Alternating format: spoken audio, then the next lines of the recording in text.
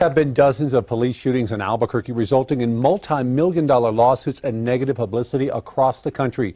Now, Target 7's Nancy Laughlin takes a look at which shootings happened under former Mayor Marty Chavez or current Mayor Richard Berry. Mayor Richard Berry says he inherited a lot when he became mayor, including lawsuits from officer-involved shootings that took place years before he took office. In a recent interview with Mayor Berry concerning the negative publicity from the national publication The New Yorker, the mayor told Action 7 News, "We did an interview with The New Yorker. I spent about an hour on the phone with them. They talked and asked a lot of questions about what happened before I was the mayor." Former Mayor Martin Chavez is reflective. He told Target 7, "We never had these types of shootings, particularly on this scale, during my tenure." So we checked the records over the past 10 years, the last 5 years that Mayor Martin Chavez was in office, and the first 5 years Mayor Berry has been in office. Here are the statistics. From 2005 to 2009, during Chavez's tenure, there were 26 Albuquerque police officer-involved shootings, 12 of them fatal. To the best of my ability, so help me God. On December 1st, 2009, Mayor Richard Berry was sworn in as Albuquerque's mayor.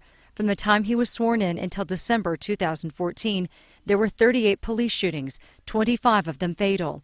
So over the past 10 years, there have been 64 Albuquerque Police Department shootings, 37 of those resulting in death. One thing both Chavez and Berry had in common, Chief Ray Schultz. Mayor Chavez appointed him as chief in 2005. When Mayor Berry took office, he kept Schultz as chief until Schultz retired in August 2013. There have been 53 shootings while he was chief, 30 of them fatal. That's an average of 6 a year. We asked whether Mayor Berry thinks it was wise to keep Schultz as chief. What I look for as a mayor is someone who has a passion for the job, who loves the department, who loves the city, who's trying to be an innovator.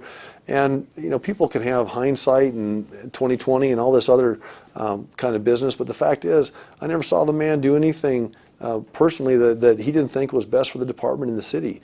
The guy he's a passionate guy. Schultz recently took an assistant chief job at a town near Houston, Texas, making around $100,000 a year, in addition to his $111,000 a year in retirement salary from APD. Former Mayor Chavez says under his administration, quote, "When we did have officer misconduct, we dealt with it immediately." He goes on to write, "Does anybody really believe I would have allowed the current situation to spin out of control? It's heartbreaking to see the disintegration of morale at APD." The current mayor says the city, department, and community must work together to move forward. People will have their theories. People will have their ideas about, you know, what the condition of the department is, how it got into that condition that they think it's in, whether that's good, bad, or somewhere in between. And I just don't think it does any good to do that. The Department of Justice, after determining that APD had a pattern of using excessive force, is now monitoring the situation. APD has agreed to changes, including better training, more recruiting and retention.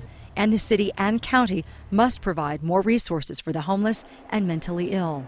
With the Department of Justice oversights and mandates, the cost to you, $4 to $6 million a year. That's on top of the $13 million already paid in APD shooting lawsuits, with more settlements expected in the future. For Target 7, I'm Nancy Laughlin.